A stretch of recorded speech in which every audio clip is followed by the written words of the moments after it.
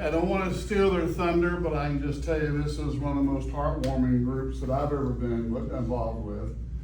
As I mentioned early on, my grandson started playing ball with them some 10 years ago, 11 years. And I went out to watch him play. And if you can imagine children in wheelchairs, blind kids, walkers, special handicaps that come out and spend a day playing something that you and I took for granted called baseball. You've never seen something so rewarding. Not for them, but for the parents. If you look around, the parents, they all have tears in their eyes thinking, I never thought my daughter or my son would ever do that. So it's a great organization, and here to tell you more about it is Mary Ann and Jackman. So, ladies.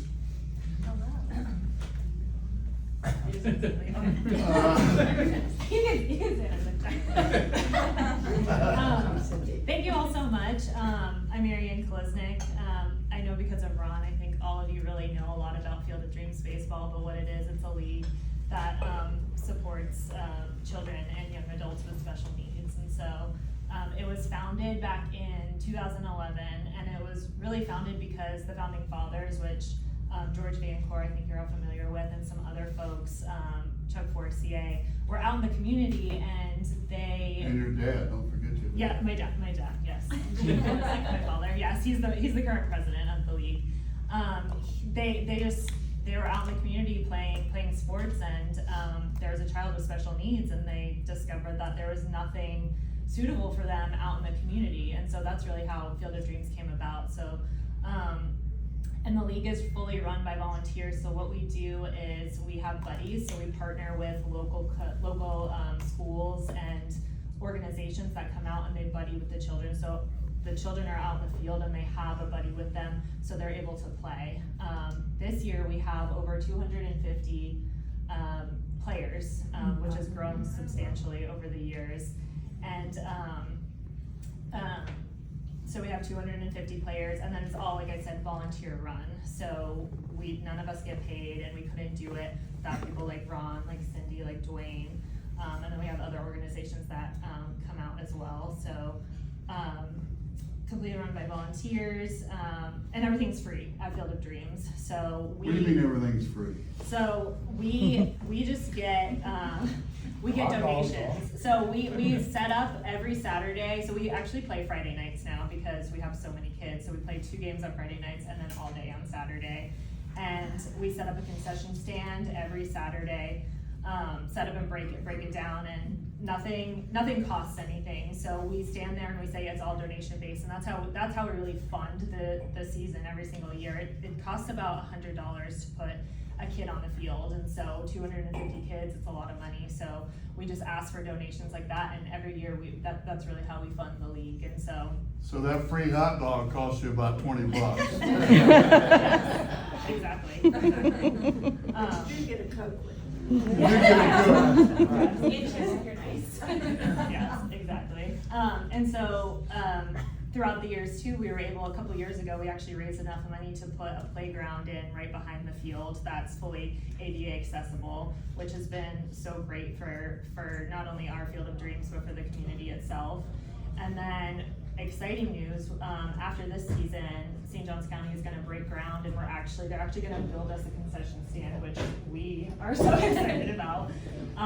But a nice restroom. Yes, and back there, an ADA accessible, because right now it's we just have really porta potties there, and so it's tough for the kids. So and the groundbreaking is going to be May 3rd at 11:30. So if anybody's available, come out. We're over in Aberdeen Park over in St. Johns County. So we cannot thank you enough for your support and what you guys do for us. It's just so important for the community. So we thank you so much.